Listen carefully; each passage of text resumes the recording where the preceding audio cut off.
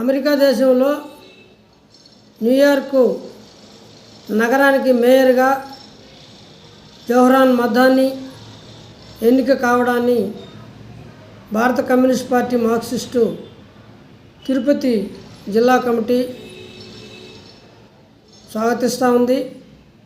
ఆయనకు న్యూయార్క్ ప్రజానీకానికి శుభాకాంక్షలు తెలియజేస్తూ ఉంది.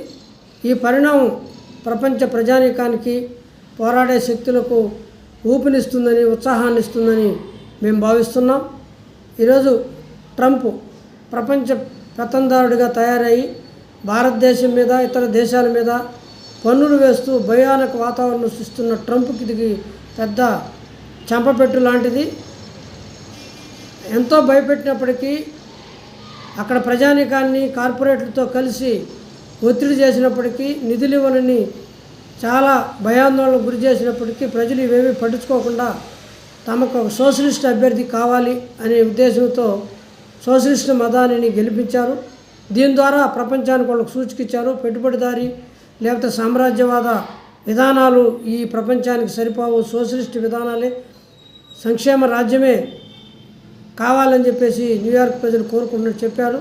ట్రంప్ మొత్తం కూడా ఒక జాతి ఉన్మాదాన్ని రెచ్చగొట్టి అమెరికా ప్రజల్ని పక్కదారి పడిస్తున్న ఈ పరిస్థితుల్లో మొత్తం యావత్ ప్రపంచానికి అమెరికా ఒక మంచి సందేశాన్ని, అమెరికా ప్రజలు ఈరోజు సోషలిస్ట్ భావాలతో ఉండాలనడానికి ఇంతకంటే మంచి ఉదాహరణ లేదు. కాబట్టి ఈ పరిణామాలు ప్రపంచం అంతా కూడా ఉత్సాహంగా ఒక పండగ వాతావరణంలాగా జరుపుకుంటున్న పరిస్థితి. ఈ మదాని యొక్క విజయం ఒక గొప్ప స్ఫూర్తినిస్తుందని చెప్పి సిపిఎం భావిస్తూ ఉంది. ప్రజలందరూ కూడా ఈ పరిణామాలని సునిశ్చితంగా పరిశీలించాల్సిన అవసరం ఉంది.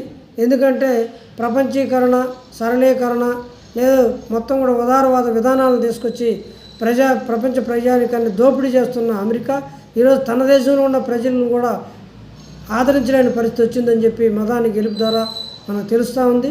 సోషలిస్ట్ అభ్యర్థి విజయాన్ని ప్రతి ఒక్కరు కూడా స్వాగతించాలని, ఆయనకి అభినందనలు చెప్పాలని, ముఖ్యంగా న్యూయార్క్ ప్రజానీకానికి ప్రజలందరూ అభినందనలు తెలియజేయాలని చెప్పేసి సిపిఎం కోరుతూ ఉంది.